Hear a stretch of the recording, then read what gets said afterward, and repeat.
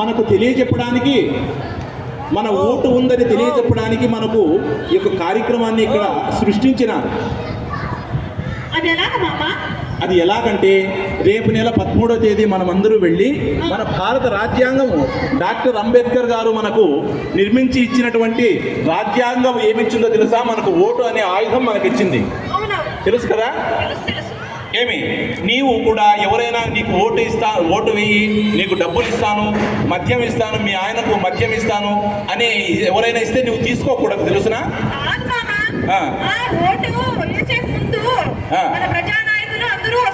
అవును. వచ్చి మంచిగా బాగా మంచి మాట్లాడి మాకు చీరలు పంచేవాళ్ళు, బట్టలు పంచేవాళ్ళు, ఆ తర్వాత మాకు డబ్బులు ఇచ్చేవాళ్ళు, అన్ని ఇస్తారు. కానీ అవన్నీ తీసుకోకుండా మేము ఎట్లా ఓటేసేది?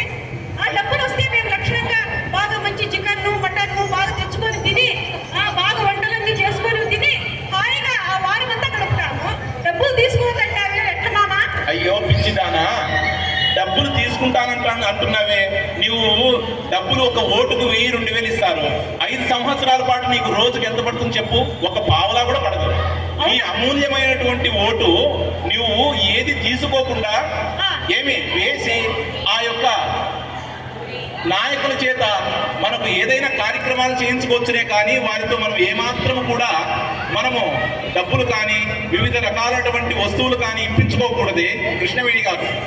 కాదు మామ, నువ్వు చెప్పేది ఏమంటే 5 సంవత్సరాలు, ఈ 5 సంవత్సరాల మన భవిష్యత్తుని వాళ్ళ ముందర ఒక పత్రంలో రాసిచ్చి తాకట్టు పెట్టినట్లు 2000కో 1000కో 500కో మేము తాకట్టు ఉంటామమ్మా వాళ్ళ దగ్గర. అవును, మనం ఏదైనా మనము సహాయం పొందాలన్నా కూడా మనకు హక్కు ఉండదు తెలుసా?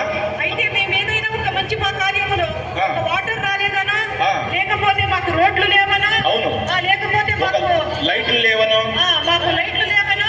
ఏదైనా అడగడానికి కూడా మాకు ఏదైనా సైట్స్ కాలువలు క్లీన్ చేయడానికనో ఇటువంటివి అడగడానికి కూడా మనకు హక్కు ఉండదు.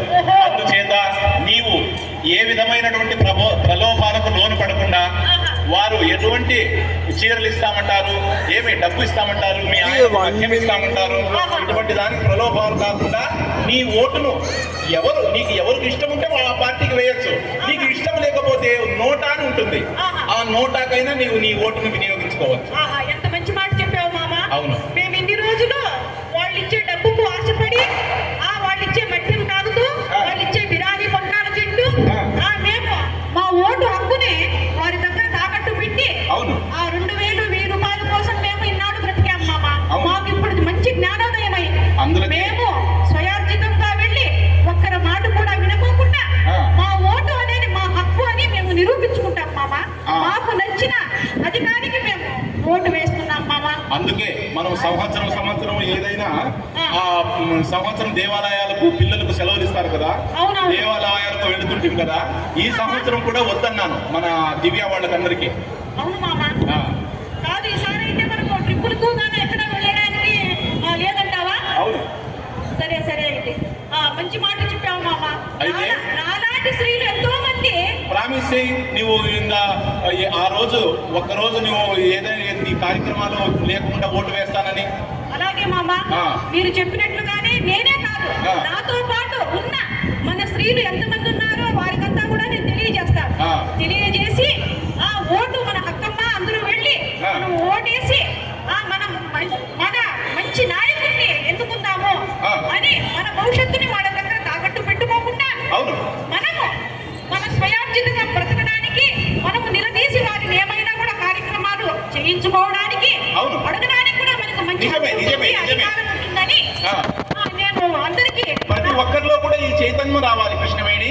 అవునవును రామాంజనేయులు గారు, నేను ప్రతి ఒక్కరికి నా తోటి ఉన్న నా స్నేహితురాళ్ళు, నా ఇరుగు పొరుగు ఉన్న మా ఆడవాళ్ళందరికీ కూడా నేను తెలియజేస్తాను. ప్రతి ఒక్కరికి చెప్పాలా, నేను కూడా చెప్తాను.